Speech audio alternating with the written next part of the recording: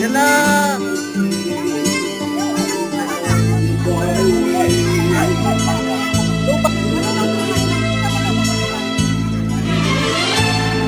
Nung isilang ka sa mundong ito, laking tuwa ng magulang mo, at ang kamay nila ang iyong ilaw. At ang nanay at tatay mo'y di malaman ang gagawin, minamasdan pati pagtulog mo.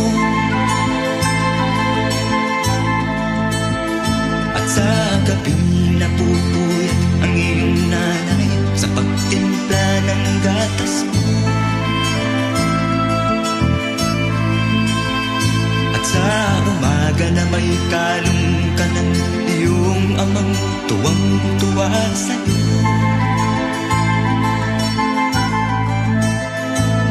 Ngayon nga ay malaki ka na, ang nais mo'y maging malaya. Di man sila payag, walang magagawa.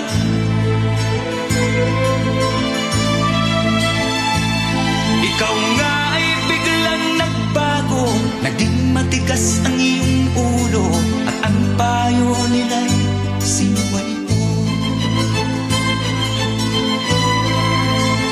Di mo man lang inisip na ang kanilang ginagawa'y para sa'yo. Pagkat ang nais mo'y masundot ang layaw mo, di mo sila pinapansin.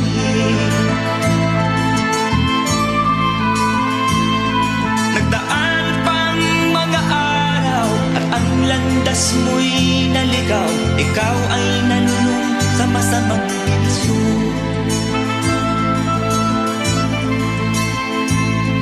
At ang una mong nilapitan, ang iyong inang lumuluha. At ang tanong, anak, ba't ka nagkaganyan? At ang iyong mga matay biglang lumuha nang di mo napapansin. Pagsisisiyang sa isip mo, nalaman mo ika'y nagkamali.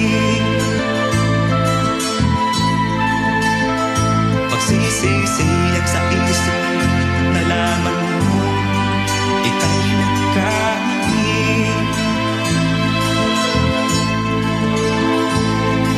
Kahapon ay nilimot mo pati ang iyong masamang bisyo, laking pasalamat ng magulang mo.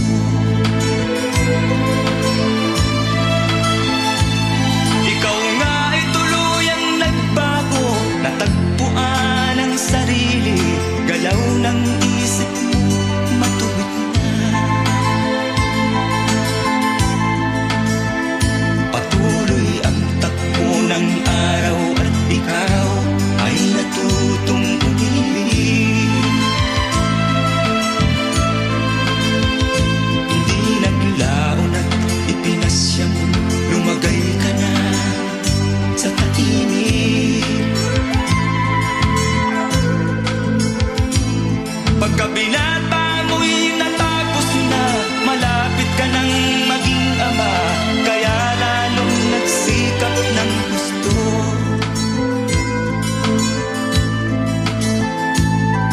Dumating ang iyong hinihintay, sinilang ang panganay mo, parang langit ang iyong nadama. Ngayon anak, alam mo na kung anong pakiramdam ng maging isang ama.